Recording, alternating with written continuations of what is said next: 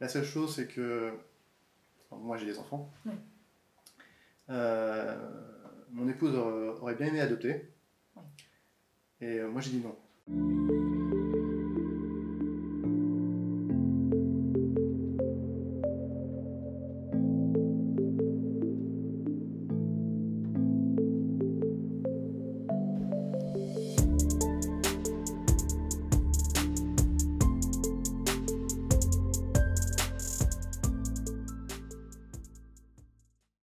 Je pense qu'on peut tous les deux dire oui. Dire la même chose. Ouais, en réalité, on a fait un voyage initiatique en 2010 organisé par une association coréenne qui permettait donc aux adoptés sud-coréens de retrouver leurs racines. Quand on est arrivé en Corée, l'association nous avait demandé si préalablement on voulait retrouver nos origines, enfin nos parents biologiques ou pas. En fait, tout ce voyage a été assez particulier parce que c'était un mélange de rencontres, parce que du coup on se connaissait pas et on a été une grande famille tous ensemble. C'est ça.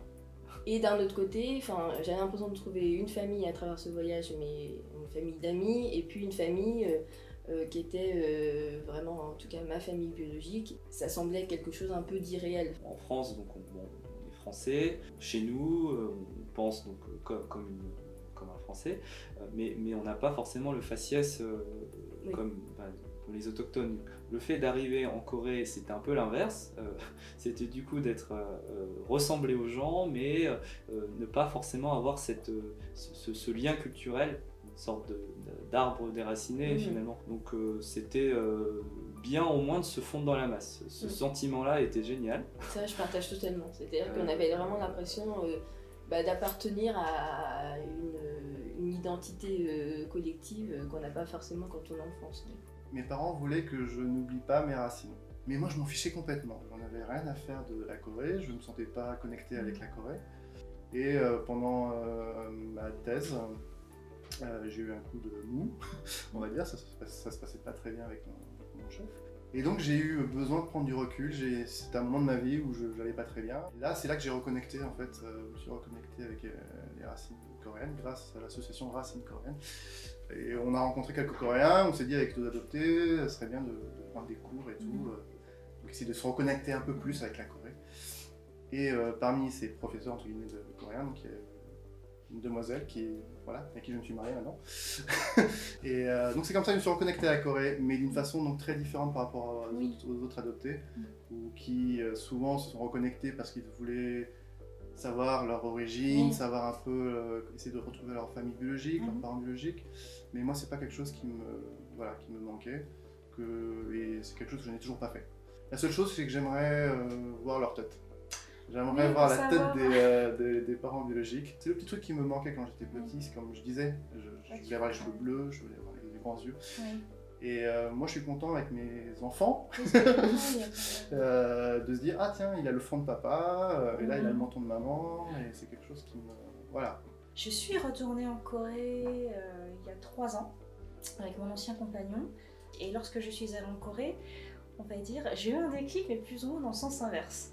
C'est-à-dire que j'ai trouvé ce pays magnifique, très intéressant culturellement, même au niveau de l'architecture, c'est très moderne, beaucoup de choses. Mais il y a eu beaucoup de choses qui ont fait que je me suis dit non, effectivement, je suis trop française en fait. J'ai contacté Rayon de Soleil, qui est l'association par laquelle mes parents sont passés pour m'adopter. Du coup, j'ai pu rouvrir mon dossier et il y avait un petit résumé de l'histoire de pourquoi. J'ai pris après 1 an à peu près pour passer à l'étape suivante, qui est en fait de tout simplement contacter la Holt pour qu'ils recontactent mes parents biologiques. Et ça fait peut-être 1 semaine que je discute sur une application qui s'appelle Kakao Talk avec elle. Bon, les traductions sont un peu foireuses, donc des fois c'est pas très clair. Surtout je sais pas des fois de qui elle parle, du coup c'est un peu confus, mais je comprends un peu la substance. Je suis pas encore du tout, pardon, toi t'as passé le terme, mais je suis à l'état où je me dis pourquoi pas refaire lancer cette procédure là, et après j'avoue qu'en termes de questions, j'aurais vraiment aucune question qui me viendrait en tête, je sais même, j'ai même pas envie de demander à pas qu'ils se justifient, mais de savoir pourquoi ils ont fait ci, ils avaient des raisons, et puis je me dis que bon. Juste cette différence, comme on disait, petit et le rejet, dire la méchanceté de certains par rapport à ça, mais ça m'a pas. Non, j'ai jamais vraiment eu de crise identitaire, je me suis toujours senti français. Il fallait que j'essaie quand même également d'être intégrée à ce milieu très particulier qui est la noblesse. Curieusement, ma crise identitaire, ce n'est pas spécialement par rapport à mes origines, même si ça en a joué, mais c'est par rapport à ce milieu-là. Très rapidement, je me suis rendu compte que j'avais les codes, j'avais l'éducation, j'avais... même si tu n'avais pas le visage voilà, qui correspondait. Mais que dans un sens, c'est là où il y a beaucoup d'hypocrisie, j'en ferai jamais vraiment partie à 100%. Donc tu n'as pas eu vraiment de crise identitaire par rapport à tes origines coréennes? Non, je dis la seule crise peut-être qu'il y aurait eu, c'est lors de mes 20 ans où... Avec le ça. Avec le ça, je me suis dit... pourquoi je suis pas comme ma mère? Je suis pas quelqu'un qui pleure énormément, mais c'est la seule fois que j'ai appelé ma mère après ce qui s'est passé. Et d'un seul coup, alors que je n'étais pas spécialement triste, j'ai fondu en larmes et je lui ai dit, je te demande pardon, je voudrais être comme toi, mais je ne serai jamais comme toi. Autour des 21-22 ans, j'ai fait une dépression hyper importante. Ce qui m'a aidée, ça a été d'entreprendre une psychanalyse, et cette psychanalyse, elle m'a emmenée effectivement sur mes racines, mon identité, qui j'étais, ce que je voulais être, ce que je voulais, etc. Et sur les raisons aussi de ce sentiment qu'ont beaucoup d'enfants adoptés, je crois, ce sentiment d'abandon qu'on a et qui laisse une trace, je pense, tout au long de notre vie. Cette crise-là, elle m'a aidée à surmonter tout ça, à comprendre beaucoup de choses, mais surtout à mieux vivre, je pense, ce sentiment d'abandon, comme je te disais, qu'on a intrinsèquement au fond de nous. Mais les épreuves finalement après de la vie m'ont fait me rendre compte qu'une fois qu'on avait pris conscience et accepté tout ça, c'était beaucoup plus facile de vivre avec. Et ça, en tout cas, ça m'a énormément construit, je pense. Je pense que tout le monde passe par une crise identitaire. Ouais. Ce qui était curieux pour nous, je pense, c'était qu'on était élevé avec un mode d'éducation à la française, avec des valeurs françaises. Mais finalement, c'était les autres personnes qui nous rappelaient sans cesse, au regard de notre faciès, qu'on n'était pas réellement français. C'est ça qui était curieux, peut-être plus de façon... Dans le regard des autres. Ouais, ça, peut-être de façon plus exacerbée qu'un Gyopos, qui a les deux cultures finalement, qui vit en France et qui a les racines de par ses parents coréens.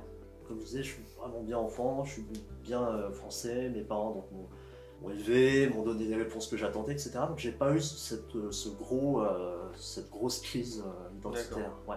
Mais c'est vrai que c'était un peu difficile de toujours être entre guillemets pointé du doigt. On te rappelle souvent ton apparence et tes origines, et à la fin on te demande d'être fier d'être français. Et surtout dans la famille, j'ai eu des expériences des fois de le dîner de famille, c'est quelqu'un de la famille qui va faire une remarque carrément dirigée vers toi, et forcément tu te sens un peu étranger à la table. Ouais, ça m'a quand même un peu détaché, je pense, en tout cas de ma famille française, et peut-être de la relation aussi avec mes parents. Je suis un peu plus détaché par rapport à ça. On romantise un peu l'adoption, et c'est toujours un peu le point de vue du on accueille un enfant, il y a de la chance, on est un peu en train entre guillemets de sauver un enfant, quoi. C'est une vision qui m'a suivi très longtemps, entre guillemets de reconnaissance. Mais je pense que ce qu'il faut pas oublier, c'est que un enfant adopté, c'est aussi un enfant qui est déraciné. Il n'est pas là en tant que personne qui est sauvée, il doit être là en tant qu'enfant, et il ne devrait pas y avoir non plus ce sentiment, tu peux pas forcément te mettre en colère ou je sais pas, en vouloir à tes parents, parce que justement, ils t'ont donné quand même une grande chance de grandir en France et tout, t'aurais pu grandir ailleurs. Bon, faut pas oublier non plus que les parents qui adoptent, ils le font aussi par nécessité, et c'est eux qui, je pense, en ont le plus besoin. Je le prends pas comme un cadeau, mais je le prends comme... c'est du donnant-donnant. dans le sens où mes parents me donnent, je leur donne, donc en fait tout le monde s'y retrouve. Donc c'est là où je me dis que ouais, l'adoption, quand elle est faite dans ce cadre-là, c'est super bien. J'ai un avis plutôt favorable sur l'adoption. L'adoption où vraiment des parents n'ont pas le choix, ont vraiment envie d'adopter et donnent vraiment à leur enfant et inversement. Là ouais, je trouve que c'est une belle adoption, c'est une adoption réussie. En tout cas, j'ai retrouvé le fait d'adopter un enfant, et même moi, la question s'est posée effectivement pour avoir un enfant en me disant est-ce que je vais adopter? C'est un acte qui est noble et qui permet, et ça nous a permis nous de nous construire et d'avoir la vie qu'on a aujourd'hui et d'être qui on est. Mais par contre, c'est tout un parcours, je trouve, l'adoption. En tant qu'enfant, effectivement, on porte deux histoires. Donc déjà, les histoires transgénérationnelles sont déjà compliquées dans une seule famille, mais on en porte deux. Et d'autre part, une fois qu'on a remis l'enfant aux parents, ben en fait, il n'y a plus d'accompagnement et j'ai envie de dire, l'un comme l'autre sont un peu livrés à eux-mêmes. Et je pense qu'il pourrait y avoir un accompagnement qui soit mis en place de façon à accompagner tout ça. Donc, je pense qu'il faut bien garder en tête l'intérêt de l'enfant sur cette question-là. Il ne faut pas oublier que lors d'une adoption, on donne des parents à un enfant et non pas des enfants à un parent. Puis si on prend plus généralement ma famille avec plusieurs cas d'adoption différents, je pense que c'est pas parce qu'on se ressemble physiquement qu'on a forcément tissé les meilleurs liens. Donc, on a des horizons très différents et on s'intègre tous bien. Oui, c'est sûr. Mon épouse aurait bien aimé adopter. Et moi j'ai dit non. C'est ce petit truc de ne pas ressembler. Il y a ce petit truc qui m'a toujours un peu travaillé, on va dire. Oui. Le fait d'avoir des enfants biologiques et que les enfants biologiques me ressemblent, ou me ressemblent en tout cas une partie à moi et une partie à mon époux, fait que voilà, j'avais pas envie d'adopter par rapport à ça. Après l'adoption, j'en parle à mes enfants, parce que bon bah mes deux enfants, quand ils voyaient papy mamie, quand ils étaient plus jeunes, ils voyaient qu'il y avait un décalage. Papy mamie ne ressemble pas à papa. Donc il y avait un truc bizarre. Ça les a jamais choqués, ils n'ont jamais posé la question, mais j'ai toujours anticipé en fait. C'est-à-dire que j'ai toujours expliqué pourquoi papy mamie ne ressemblaient pas à papa.